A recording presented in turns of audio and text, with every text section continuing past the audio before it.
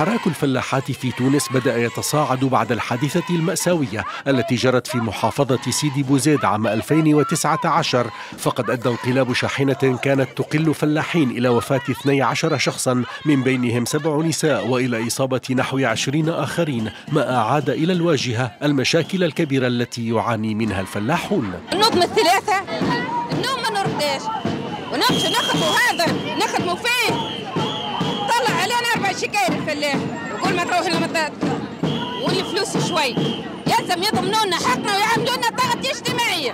ظروف. هل تستحق لقمة العيش أن تدفع حياتك ثمنا لها؟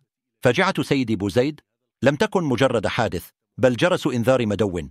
نساء تونسيات يخرجن فجرا ينقلن في شاحنات الموت لأجل لقمة العيش. حراك الفلاحات عاد بقوة، يطالب بالكرامة، بالأمان، وبأبسط الحقوق. من المسؤول عن هذا الواقع المرير؟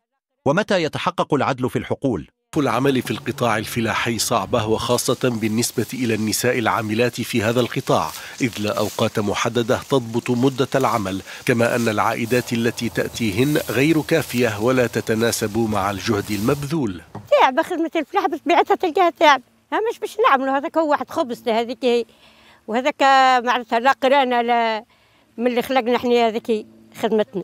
92% من العاملات في القطاع الفلاحي في تونس لا يتمتعن بالتغطية الاجتماعية، كما أن أجورهن لا تتجاوز الحد الأدنى للعمل الفلاحي المنصوص عنها في القانون بحسب المنتدى التونسي للحقوق الاقتصادية والاجتماعية. حتى نقول احنا التغطية الاجتماعية ما عندهاش، علاش ما نوفروا لهاش احنا، معناها علاش ما الدولة مش احنا، معناها احنا الفلاحات نسي بالاخص، وفما بنات معناها نقولوا احنا تنقطع عن الدراسة في سن مبكر برشا وتخرج تخدم في الفلاحة. علاش؟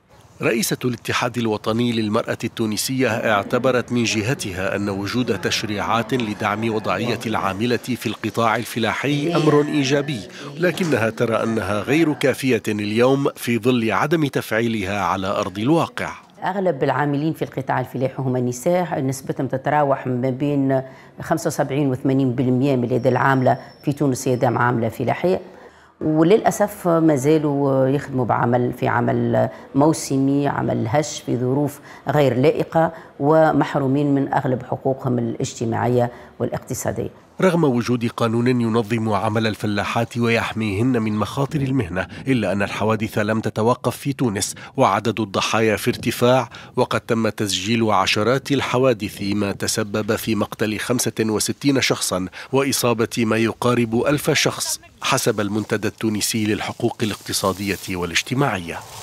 قصة فلاحات تونس هي قصة تعب بلا أمان وجهد بلا ضمان، نساء منسيات في الظل وأوجاع لا تجد من يصغي، لكن اليوم صوتهن بدأ يعلو والحراك يتحرك.